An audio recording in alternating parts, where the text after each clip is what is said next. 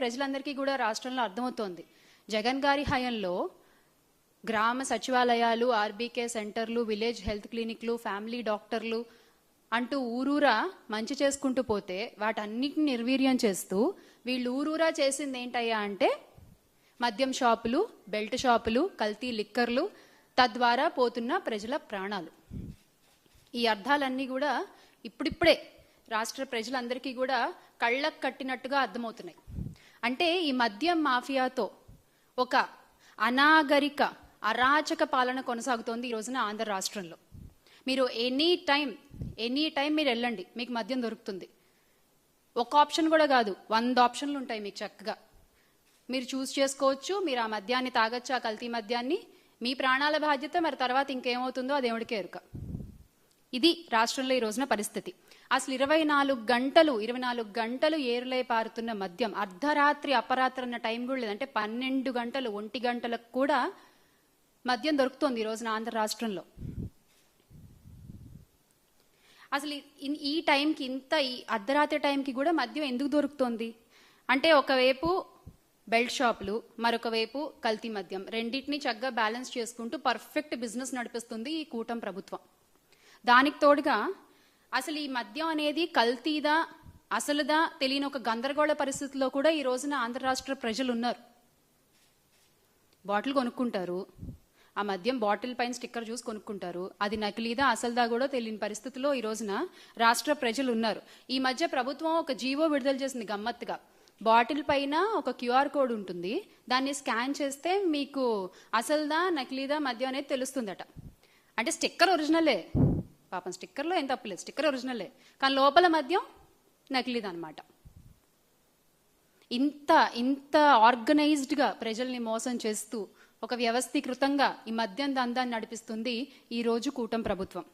అర్ధరాత్రి అపరాత్రి అనే తేడా లేకుండా మద్యం విచ్చలవిడిగా అమ్ముతుండడంతో, విరివిగా దొరుకుతుండడంతో, అందుబాటులో ఉండడంతో ఎక్కడికక్కడ ప్రజలు దాన్ని కొనుగోలు చేస్తున్నారు, తాగుతున్నారు, రోడ్ల మీదకి వచ్చేసి వాళ్ళకి ఇష్టం వచ్చినట్టుగా ప్రవర్తిస్తున్నారు. అంటే ఇంతకు ముందు వాళ్ళ నాయకుడు కూడా, మన గౌరవ ఉప ముఖ్యమంత్రి గారు పీపీపీ గారు కూడా చెప్పారు కదా, మీరు తీయండి బైక్ సైలెన్సర్లు తీయండి, మీరు విచ్చలవిడిగా పేట రేగిపోండి, ఏమవుతుందో నేను చూసుకుంటానని చెప్పి. సో ఒక ధైర్యం వచ్చేసింది అనమాట ఈ రోజున నేరగాళ్ళందరికీ కూడా. ఒక ధైర్యాన్ని ఇచ్చింది ఎవరు? ఈ కూటమి ప్రభుత్వమే. ఎలా? ఈ మద్యం ద్వారా. అదే మీరు ఒక టైం అంటూ రిస్ట్రిక్ట్ చేసి ఇంతవరకే మీకు మద్యం దొరుకుతుంది అని చెప్తే ఇన్ని ఘోరాలు, ఇన్ని అఘాయిత్యాలు, ఇన్ని అత్యాచారాలు, ఇన్ని అన్యాయాలు జరిగే అవకాశం తగ్గుతుంది కదా. మొన్న కర్నూలు బస్సు విషాదం తీసుకున్నట్లయితే గనక, ఆ బైకర్ అర్ధరాత్రి మద్యాన్ని కొనుగోలు చేసి ఆ మద్యం మత్తులో బైక్ నడిపి పరోక్షంగా 19 మంది ప్రాణాలు పోవడానికి కారణం అవ్వలేదా? దానికి కారణం ఈ నకిలీ మద్యం కాదా? ఈ మద్యం మాఫియా కాదా? అసలు హైవే పక్కన బెల్ట్ షాపులు నడుపుతారా మీరు? అలా చేయొచ్చా? మీకు బాధ్యత లేదా ప్రజల ప్రాణాల పట్ల? ముఖ్యంగా ఈ బెల్ట్ షాపులపై మాకు కొన్ని ప్రశ్నలు ఉన్నాయి. ఆ ప్రశ్నలకి సమాధానం చెప్పే దమ్ము, సమాధానం చెప్పే సత్తా ఈ కూటమి ప్రభుత్వానికి ఉంటే సమాధానం చెప్పండి. కొన్ని ప్రశ్నలు ఉన్నాయి మాకు. కర్నూలు బస్సు ప్రమాదానికి సంబంధించి రాష్ట్ర ప్రభుత్వం సమాధానం చెప్పగలరా? మీరు దీనికి బాధ్యత తీసుకుని మీరు సమాధానం చెప్పగలరా? మద్యం విచ్చలవిడిగా అమ్మడం వల్లే ఈ ప్రమాదం జరగలేదా? దీన్ని మీరు కాదనగలరా? అలాగే మీ విచ్చలవిడి విక్రయాల వల్ల, హైవేల్లో మద్యం అమ్మడం వల్ల ఈ ప్రమాదం జరిగింది. ఇది రాష్ట్ర ప్రభుత్వం బాధ్యతారాహిత్యం కాదా? హైవేకి అత్యంత సమీపంలో అసలు మద్యం షాపులు ఎందుకు నిర్వహిస్తున్నారు మీరు? అది తప్పని మీకు తెలీదా? రాత్రి 7 గంటలకు 8 గంటల 45 నిమిషాలకు శివశంకర్ అనే వ్యక్తి లిక్కర్ తాగారని మీరు చెప్తున్నారు. ఆ సమయంలో తాగితే తెల్లవారుజామున 3 గంటలకు బస్సు ప్రమాదం జరిగింది. ప్రభుత్వ వాదన పేలవంగా ఉంది కదా. ఈ విషయం మీకు అర్థం కావట్లేదా? మీరు చెప్పేటువంటి వాదన ఏదైతే ఉందో, మీరు చేసేటువంటి వాదన, అది ఎంత పేలవంగా ఉంది. అది దొరికిపోతున్నారు కదా మీరే అక్కడ. లక్ష్మీపురంలో బెల్ట్ షాప్ నిర్వహిస్తున్న మాట వాస్తవం కాదా? బెల్ట్ షాప్ నిర్వహిస్తున్న వ్యక్తి తన ఇంటి సీసీ కెమెరా కూడా పెట్టారు. మరి ఎందుకు మీరు ఆ ఫుటేజ్ బయట పెట్టట్లేదు? ఎందుకు ఆ వ్యక్తిని మీరు విచారించట్లేదు? అంటే ఈ నిజాలు బయటకు వస్తే మీ లొసుకులు బయటపడతాయనా? మీ తప్పు బయటపడుతుందనా? లక్ష్మీపురంలో ఉన్నది 1 కాదు 2 కాదు, ఏకంగా 3 బెల్ట్ షాపులు ఉన్నాయి. ఇది నిజం కాదా? దీన్ని మీరు కాదనగలరా? రాష్ట్రంలో ములకల్ చెరువులో నకిలీ మద్యం ఘటన బయటపడిన తర్వాత హడావిడిగా మీరు QR కోడ్ అనే దాన్ని తీసుకొచ్చారు. కానీ మీరు విడుదల చేసిన QR కోడ్ని చెకింగ్ చేసినట్టుగా మనకెక్కడ కూడా వీడియోలో కనిపించలేదు. ఆ QR కోడ్ని చెక్ చేస్తున్నట్లుగా ఎక్కడ రిలీజ్ చేసిన వీడియోలో ఎక్కడ కనిపించట్లేదు. అంటే మీరు ఓన్లీ ఆర్డర్లు మాత్రమే ఇస్తారు, అవి అమలవుతున్నాయి సరిగ్గా అని మీ ఎల్లో మీడియాలో రాసేస్తారు, అబద్ధ ప్రచారాలు చేసేస్తారు. అది నిజం అని చెప్పి ప్రజలు నమ్మేయాలి, అంతేనా? లిక్కర్ షాపులు నిర్వహించేది టీడీపీ వాళ్లే, బెల్ట్ షాపులు పెట్టి అమ్మేది టీడీపీ వాళ్లే. అలాంటప్పుడు ఎవరు QR కోడ్ను స్కాన్ చేస్తారు? మీకు దమ్ముంటే ఆన్సర్ చేయండి క్వశ్చన్. ఎవరు QR కోడ్ని స్కాన్ చేస్తారు? ఎవరు నిజాన్ని బయట పెడతారు? రాష్ట్ర వ్యాప్తంగా ఈ రోజున 1 కాదు 2 కాదు, 1,50,000కు పైగా బెల్ట్ షాపులు అనధికారికంగా నడుస్తున్నాయి. టు బి ప్రిసైజ్, ఇంకా చెప్పాలంటే 1,65,000 సంథింగ్ కదన్నా, 1,65,000 అనధికారికంగా నడుస్తున్నాయి. ఈ నకిలీ మద్యాన్ని మీరు ప్రజలకు అమ్మి మీరు డబ్బులు బాగానే చేసుకుంటున్నారు, కానీ పోయేది ప్రజల ప్రాణాలు కదా. వాటి గురించి ఎవరు మాట్లాడతారు? ఎవరు మాట్లాడరు. వ్యవస్థీకృతంగా జరుగుతున్నటువంటి ఈ క్రైమ్ ఏదైతే ఉందో, ఈ ఆర్గనైజ్డ్ క్రైమ్కి పూర్తి బాధ్యత కూటమి ప్రభుత్వం వహించాల్సిందే. మీరు తప్పించుకోవాలన్నా తప్పించుకోలేరు, తప్పించుకోనివ్వం.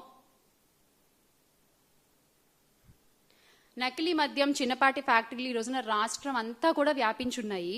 మద్యం షాపులు, పర్మిట్ రూమ్లు, బెల్ట్ షాపులు అన్నీ ఏ రకంగా తెలుగుదేశం పార్టీ నాయకులు, ఎమ్మెల్యేలు, తెలుగుదేశం మనుషులు నడుపుతున్నారో మనం చూస్తూనే ఉన్నాం. మనందరం కూడా చూస్తూనే ఉన్నాం. మద్యాన్ని వాళ్లే తయారు చేస్తారు, వాళ్లకు చెందిన షాపుల ద్వారానే మద్యాన్ని వాళ్ళు అమ్ముతారు. వాళ్ళ బెల్ట్ షాపుల్లో కూడా ఆ నకిలీ మద్యాన్ని అమ్ముతారు. మళ్ళీ దీని అంతటికీ ఒక పోలీస్ని కాపలాగా పెట్టి వాళ్ళ ఆధ్వర్యంలోనే ఎలా విక్రయాలు చేస్తున్నారు అనేది కూడా ఈ రోజున రాష్ట్ర ప్రజలందరూ కూడా గమనిస్తూనే ఉన్నారు. బెల్ట్ షాపులే కాకుండా ఇల్లీగల్ పర్మిట్ రూమ్ల ద్వారా కూడా నకిలీ మద్యాన్ని విచ్చలవిడిగా అమ్ముతున్న వైనం మనం చూస్తున్నాం. ప్రభుత్వ ఖజానాకి వేల కోట్లు నష్టం కలిగించడం ఒక ఎత్తైతే, ప్రజల ప్రాణాలు, కోట్లు పోతే సంపాదించుకోవచ్చు, ప్రజల ప్రాణాలు పోతే మీరు తెచ్చిస్తారా? ఎవరు బాధ్యత వహిస్తారు?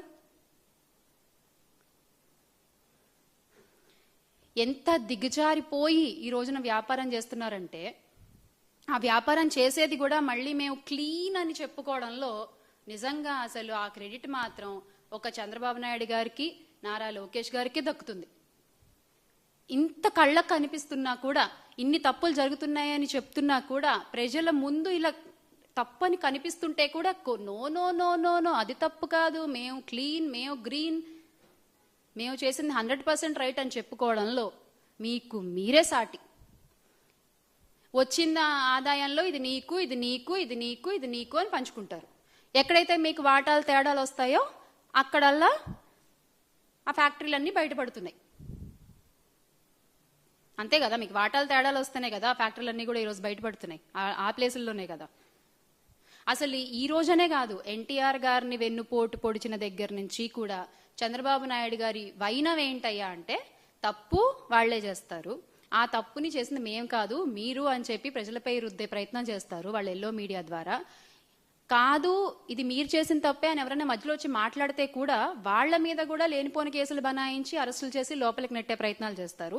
ఇదంతా ఏంటంటే వీళ్ళొక మోడస్ ఆపరెండి అనమాట. నాట్ ఓన్లీ టుడే, ఈ రోజే కాదు, వాళ్ళు ఎన్టీఆర్ గారిని వెన్నుపోటు పొడిచిన దగ్గర నుంచి కూడా జరుగుతున్న వైనం ఇదే మనం చూస్తూ వస్తూనే ఉన్నాం. పైగా మళ్ళీ మేము నిజాయితీ పరులం, మేమేం తప్పు చేయలేదు అని నిరూపించుకోవడానికి ఒక సిట్ వేస్తారండి. అసలు దీని గురించి మాట్లాడుకోవాలి మనం. ఒక సిట్నే వేస్తారు. ఆ సిట్ ఏంటి అంటే, ఇక్కడ సిట్ అంటే ఏంటంటే చంద్రబాబు నాయుడు గారి విషయంలో so in touch with Chandrababu Naidu garu అనమాట. సో సిట్ అర్థం ఏంటంటే, those people are so in touch with Chandrababu Naidu garu. Chandrababu Naidu గారు ఏం చెప్తే అదే రిపోర్ట్ బయటకు వస్తుంది సిట్ నుంచి. మీరు గతంలో కూడా చూసుకుంటే ఏ సిట్టు కూడా నిజాలు చెప్పలేదు. చంద్రబాబు నాయుడు గారు ఏర్పాటు చేసిన ఏ సిట్టు కూడా నిజాలు చెప్పలేదు. ఆయన్ని కప్పిపుచ్చి, ఆయన్ని కవర్ చేసి, ఆయన మనుషుల్ని, ఆయన కార్యకర్తల్ని కాపాడే ప్రయత్నమే చేశారు. ఆయన బిజినెస్ పార్ట్నర్స్ని వీళ్ళని కాపాడే ప్రయత్నమే చేసింది తప్ప ఏ సిట్టు కూడా ఈ రోజు వరకు ఆయన ఆధ్వర్యంలో ఏర్పాటు చేసిన సిట్టు నిజం చెప్పలేదు. ఎందుకంటే they are so in touch with Chandrababu Naidu garu అనమాట. ఇక ప్రజలు అర్థం చేసుకోవాలి ఎంత బాగా ఈ సిట్లు పనిచేస్తాయో. ఇక్కడ నిజంగా నకిలీ మద్యం ఫ్యాక్టరీలు పెట్టింది చంద్రబాబు నాయుడు గారి మనుషులు. నకిలీ మద్యాన్ని తయారు చేసి తమ మాఫియాలో భాగమైన ప్రైవేట్ లిక్కర్ షాపులకు సరఫరా చేసింది చంద్రబాబు నాయుడు గారి మనుషులు. అక్కడే కాదు, తమ వారు నడిపే బెల్ట్ షాపులకు సప్లై చేసేది కూడా చంద్రబాబు నాయుడు గారి మనుషులు, అమ్మేది కూడా చంద్రబాబు నాయుడు గారికి సంబంధించిన నాయకులు, కార్యకర్తలు. కానీ ఏమైనా దొరికితే మాత్రం మాకేం సంబంధం లేదు, పక్క పార్టీ వాళ్ళ మీద దోసేస్తాం మనం. చాలా సింపుల్గా ఎస్కేపిజం అన్నమాట ఇది. ఇంకో గమ్మత్తైన విషయం ఏంటంటే లిక్కర్ అమ్మేటప్పుడు ఆ క్యూఆర్ కోడ్ స్కాన్, అది కూడా ఇందాక మనం మాట్లాడుకున్నట్టు ఎవరు స్కాన్ చేస్తారు ఆ క్యూఆర్ కోడ్? మొత్తం అంతా మీ మనుషులే, మీ పార్టీ వాళ్ళే, మీ నాయకులే, మీ కార్యకర్తలు నడుపుతున్నారు. ఎవరు క్యూఆర్ కోడ్ స్కాన్ చేస్తారు? మన జగన్మోహన్ రెడ్డి గారు చెప్పినట్టు ఎలా ఉంటుందంటే అది దొంగ చేతికి తాళాలు ఇచ్చినట్టుగా ఉంటుంది. కల్తీ మద్యం విచ్చలవిడిగా తయారవుతోంది అనే అంశం కళ్ళకి ఖచ్చితంగా మనకు కనిపిస్తోంది. ఫ్యాక్టరీలతో సహా వీళ్ళు పెట్టుబడుల్లో, ఆదాయాల్లో వీళ్ళు మనస్పర్ధలు వచ్చిన చోట అవి బయటపడుతున్న విషయం కూడా అందరికీ కనిపిస్తోంది.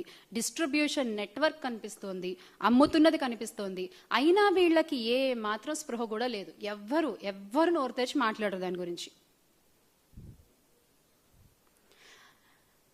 మొన్న ఇష్యూ కూడా అంటే మా బాధ ఏంటంటే ఎక్కడో అక్కడ, అంటే ఇప్పుడు మొన్న అంతమంది ప్రాణాలు పోయాయి కదా, ఆ బైకర్ కూడా ప్రాణాలు కోల్పోయాడు కదా. 2 వ్యక్తులు ట్రావెల్ చేస్తుంటే శివశంకర్ అనే వ్యక్తి ఇదయ్యాడు, ఇంకో మనిషి ప్రాణాలు కోల్పోయాడు కదా.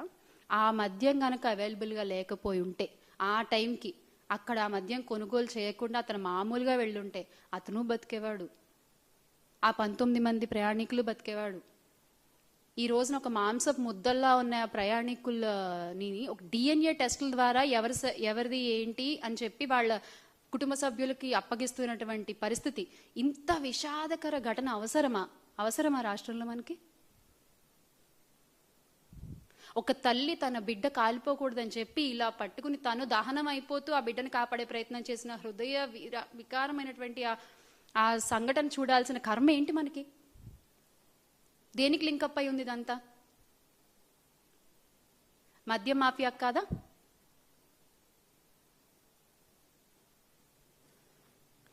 ఏ ఊర్లో చూసినా మద్యం షాపులు, బెల్ట్ షాపులు విచ్చలవిడిగా కనిపిస్తున్నాయి. గుడి లేదు, బడి లేదు, స్కూల్ లేదు. ఇందాక చెప్పినట్టు హైవే రేడియోస్లో ఎక్కడ పడితే అక్కడ మీరు అందుబాటులో ఉంచి తాగొద్దు అంటే ఎవరు వింటారండి? ఎవరు వింటారు?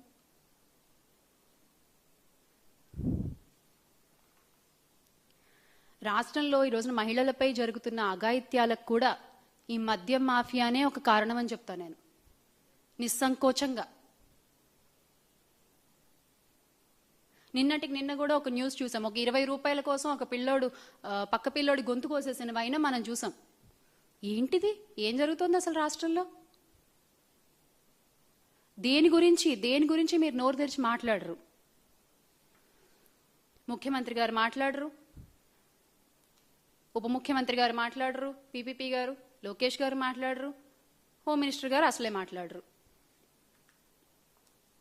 అంటే కూటమి నేతల దృష్టి ఎలా ఉందంటే, మాకు మద్యం షాపులు, బెల్ట్ షాపులు విస్తరిస్తే చాలు, ఆరోగ్యశ్రీ లేకపోతే ఏంటి, మెడికల్ కాలేజీలు లేకపోతే ఏంటి, గ్రామ సచివాలయాలు లేకపోతే ఏంటి, గ్రామాలు ఏవైపోతే మనకేంటి అన్నట్టుగా ఉంది ఈ రోజున కూటమి పరిస్థితి, కూటమి వ్యవహరిస్తున్న తీరు. ఎంత కళకళలాడుతూ ఉండేయో జగన్మోహన్ రెడ్డి గారి నాయకత్వంలో గ్రామాలన్నీ కూడా ఈ రోజున అంత వెలవెలబోతున్నాయి ఈ మద్యం మాఫియా మూలంగా.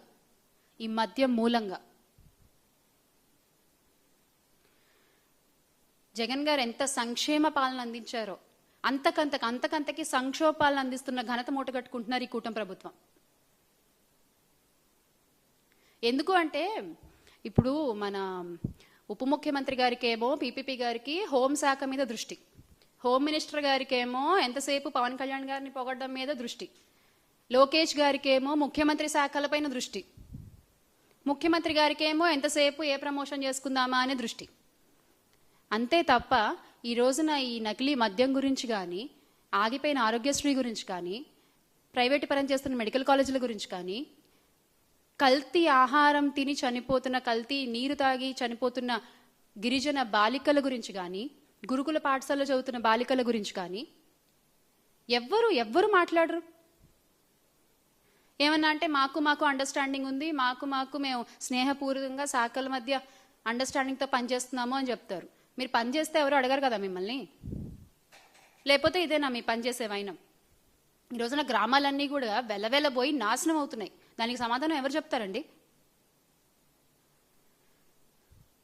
అందుకే ఈ రోజున వైఎస్ఆర్ కాంగ్రెస్ పార్టీ ఒకటి కాదు, గ్రామ స్థాయి నుంచి రాష్ట్ర స్థాయి వరకు ప్రతి ఒక్కళ్ళు కూడా కల్తీ మద్యం వద్దు, మాకు మెడికల్ కాలేజ్లో ముద్దు అంటూ ముందుకొచ్చి కదిలొచ్చి కోటి సంతకాల కార్యక్రమంలో వాలంటరీగా సైన్ చేస్తున్నటువంటి పరిస్థితిని చూస్తున్నాం మనం.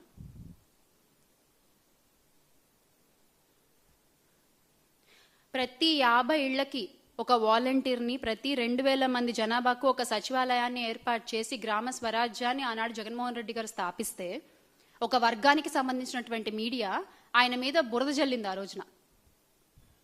మరి ఈ రోజున ప్రతి 50 ఇళ్లకు ఒక బెల్ట్ షాపు, ప్రతి 2000 మంది జనాభాకు ఒక మద్యం షాప్ని, ఒక పర్మిట్ రూమ్ని ఏర్పాటు చేస్తే బాబుని గొప్ప విజనరీ అంటే కీర్తిస్తారు.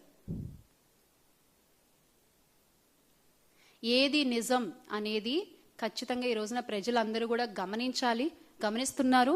ముఖ్యంగా మహిళలు, the young generation out there, you should understand, you must understand the real facts. ఎవరు సంక్షేమ పాలన అందించారు, ఎవరు సంక్షోభ పాలన అందిస్తున్నారు అనేది మీరు అర్థం చేసుకోవాలి. ఖచ్చితంగా ఈ కూటమి ప్రభుత్వ వైఖరిని మార్చుకోకపోతే మాత్రం ప్రజలు వారికి బుద్ధి చెప్పడానికి రెడీగా ఉన్నారు. ఈ రోజున ప్రతి ఒక్కళ్ళు కూడా జగన్మోహన్ రెడ్డి గారి వైపు చూసే పరిస్థితి రాష్ట్రంలో ఉంది. అది రైతులు కావచ్చు, స్టూడెంట్స్ కావచ్చు, నిరుద్యోగులు కావచ్చు, ఎవరైనా సరే, మహిళలు కావచ్చు, ఖచ్చితంగా వాళ్ళందరూ కలిసి మళ్ళీ ఆయన్ని ముఖ్యమంత్రి చేసుకోవడానికి రెడీగా ఉన్నారు. సో ప్రతి ఒక్కళ్ళు కూడా ఆలోచించి రాష్ట్ర భవిష్యత్తు నిర్ణయించుకుంటారని భావిస్తూ make Andhra great again with Jagan అన్న. జోహార్ వైఎస్ఆర్, జై జగన్.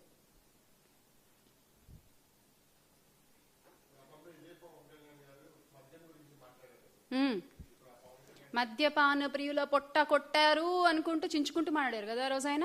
మరి ఈ రోజున అసలు ఒక్క మాట మాట్లాడుతున్నారా అండి? ఇంతమంది ప్రాణాలు కోల్పోయారు కదా, ఒక్క మాట మాట్లాడారా? మనం చేసింది ఏంటి అంటే, జగన్మోహన్ రెడ్డి గారు చేసింది ఏంటంటే, ఇన్ని మంచి పనులు చేసి కూడా ఎక్కడా ఆయన ప్రమోషన్స్ చేసుకోలేదు. మద్యాన్ని కంట్రోల్లోకి తెస్తూ కూడా ఆయన తీసుకున్నటువంటి చర్యల మీద ఆయన ఎక్కడా ప్రమోట్ చేసుకోలేదు. అది మనం చేసిన తప్పు అయిపోయింది. ఈ రోజున వాళ్ళలాగా చనిపోయిన వాళ్ళకి ఏదో విధులు చేసాం అని చెప్పి దాన్ని కూడా వాళ్ళు ప్రమోట్ చేసుకుంటున్న తీరు చూస్తుంటే ఎంత బాధ అనిపిస్తుందంటే, అసలు నేరం జరగడానికి కారణమైనది వాళ్లే, మళ్ళీ వాళ్ళకి ఏదో చిల్లర విధిల్చి నష్టపరిహారం చేసేసి ఇగో మేము ఇది చేసామని కూడా గొప్పగా చెప్పుకుంటున్నారు. ఖచ్చితంగా ఇది కరెక్ట్ కాదు కదా.